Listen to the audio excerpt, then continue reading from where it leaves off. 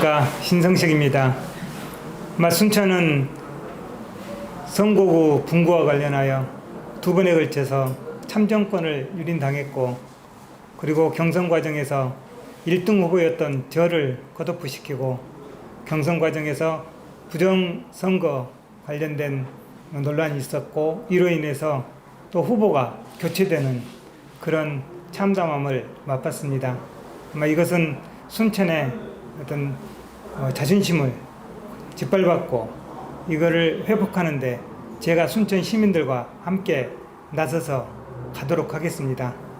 그래서 일할 사람, 싸울 사람, 섬길 사람인 신성식을 선택해 주신다면 제가 순천 시민들과 손잡고 짓밟힌 자존심을 되찾도록 하겠습니다. 이번 국회의원 선거에 출마하시면서 꼭 국회의원으로서 돼야 되겠다는 어떤 목적이 있으실까요? 제가 국회의원이 되고자 하는 그 목적은 다른 게 아니고 바로 검찰 개혁이거든요. 검찰이 지금은 국민의 편에 서서 국민의 권익과 민생을 책임지는 역할을 도외시하고, 오히려 어떤 정권의 하수인 역할로 전락을 했습니다. 검찰의 불신과 그리고 국민의 권익보호라는 그런 참담한 상황에 놓여 있는데요. 그러한 검찰을 회복시켜서 국민 여러분의 검찰로 돌려놓기 위해서 국회의원이 되고자 생각했습니다. 후보자님, 이번 총선에서 지역구 최대 현안 문제를 무엇으로 보고 있고 현안 문제를 해결할 대안을 말씀해 주십시오. 결국 지자체장과 국회의원 간의 갈등을 어떤 상성의 정치로 바꾸지 않는다면 순천의 어떤 분열의 어떤 정치나 어떤 갈등의 골은 더 깊어질 거고, 결국 순천 발전에 굉장한 장애 요소가 될 것으로 생각합니다.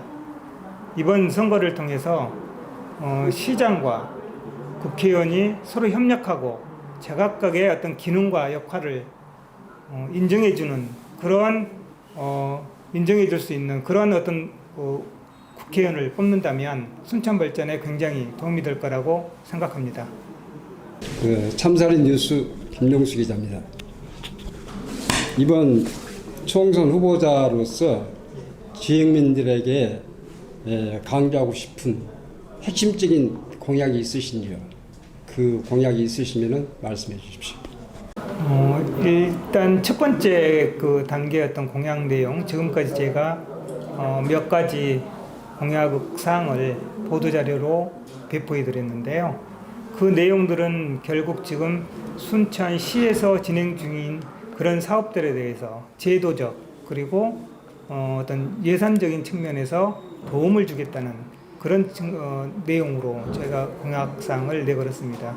그 내용은 결국 국회의원과 지자체장이 서로 협력하고 각각의 어떤 역할과 기능을 분담해서 결국 순천 전체 시정의 발전에 도움이 되는 방향으로 가는 그런 공약사항이었고, 그 다음 단계로 저만의 그리고 조금 시와 또 협력해서 주도적으로 좀 해나가고 싶은 그런 공약사항은 결국 교육, 도시의 복원, 그리고 어떤 스포츠타운, 그 건립이라고 볼 수 있겠죠.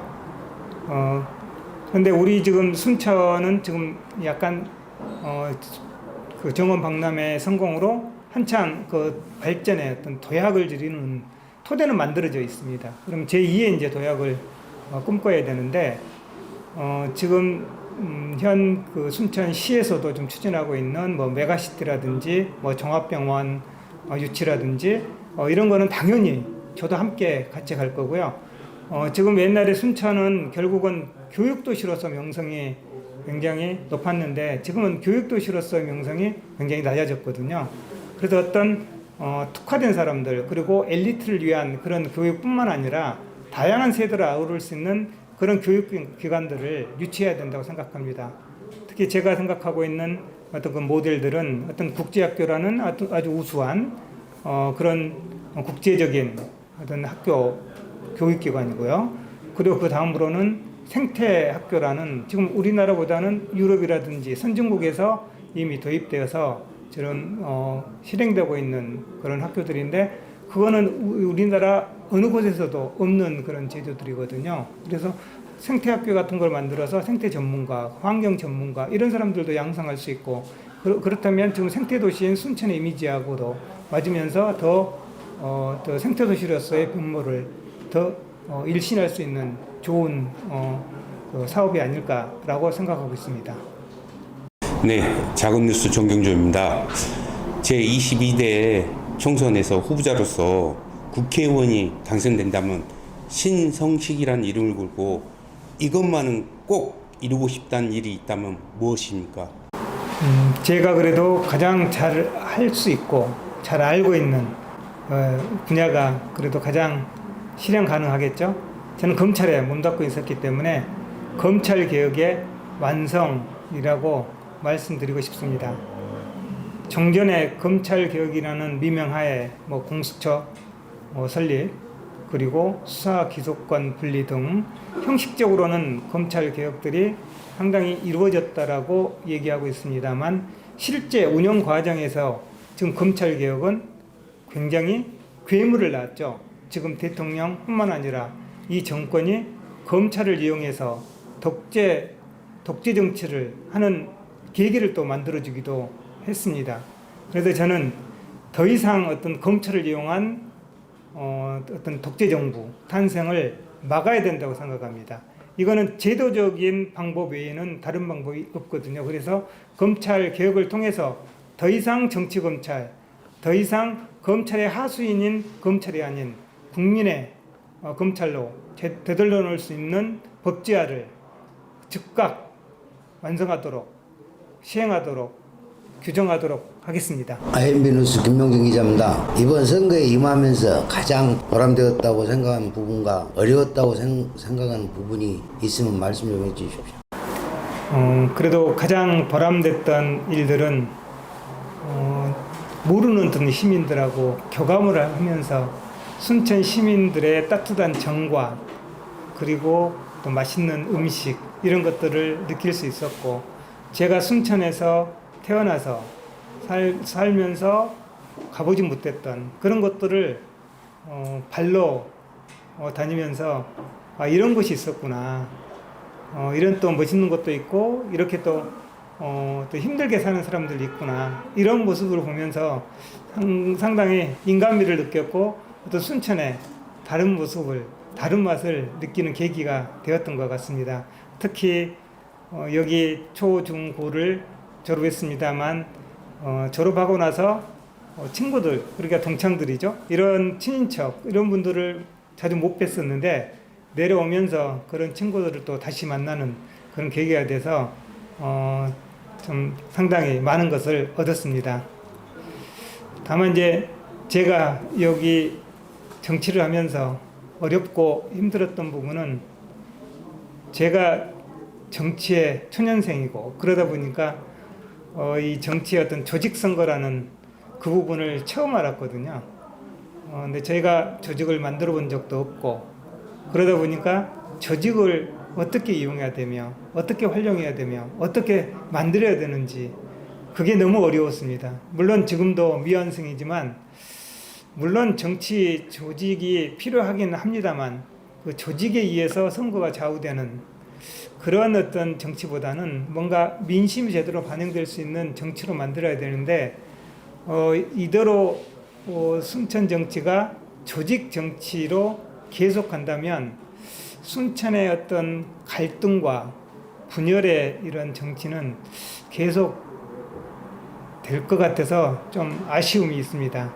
그래서 저는 이제 이번 선거 과정에서 가급적 좀 정치 제가 지금 갖고 있는 조직이 별로 없기 때문에 조직 선거보다는 민심을 파고드는 그런 정치를 해보고 싶습니다.